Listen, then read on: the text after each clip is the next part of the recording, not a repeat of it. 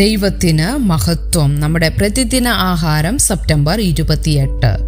ഹൃദയത്തിൽ നിന്ന്.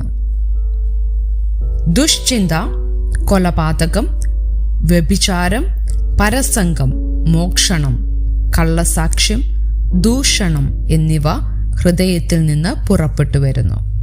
മത്തായിയുടെ സുവിശേഷം 15-ാം അധ്യായം 19-ാം വാക്യം. ഓപ്പറേഷൻ നോഹാസ് ആർക്ക് എന്നു പേരിട്ട മൃഗങ്ങളെ രക്ഷിക്കുന്ന ഒരു പ്രോഗ്രാം മൃഗസ്നേഹികൾക്ക് ഒരു തമാശയായി തോന്നാമെങ്കിലും അമേരിക്കയിലെ മൃഗസംരക്ഷണ സമിതിക്ക് ഇതൊരു പേടി സ്വപ്നമായി മാറി. ഒരു വീട്ടിൽ നിന്നും പുറപ്പെടുന്ന ശബ്ദവും ദുസ്സഹമായ മണവും മൂലം പരാതികൾ ഉണ്ടായപ്പോൾ അവിടം പരിശോധിച്ച സമിതി കണ്ടെത്തിയത് 400-ലധികം മൃഗങ്ങൾ അവിടെ തീർത്തും അവഗണിക്കപ്പെട്ട സ്ഥിതിയിലായിരുന്നു എന്നതാണ്. പിന്നീട് അവയെ നീക്കം ചെയ്തു. നാം ഇതുപോലെ നൂറുകണക്കിന് മൃഗങ്ങളെ വൃത്തിഹീനമായ സാഹചര്യത്തിൽ സൂക്ഷിക്കുന്നുണ്ടാകില്ല.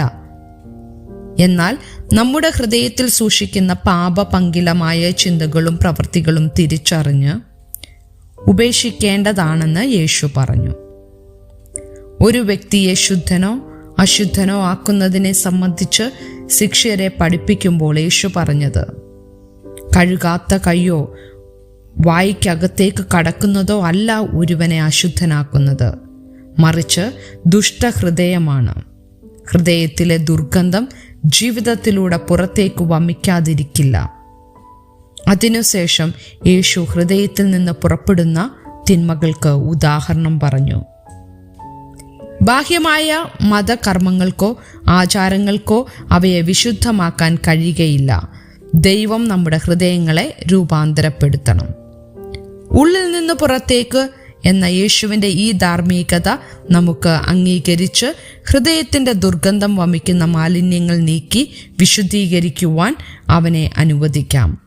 അവൻ നമ്മുടെ ഹൃദയത്തിൽ നിന്ന് പുറപ്പെടുന്നവയെ തുറന്നു കാണിച്ച് നമ്മുടെ വാക്കുകളും പ്രവൃത്തികളും അവൻ്റെ താല്പര്യത്തിനനുസൃതമാക്കുമ്പോൾ നമ്മുടെ ജീവിതം പൊഴിക്കുന്ന സുഗന്ധം ദൈവത്തെ പ്രസാദിപ്പിക്കുന്നതാകും.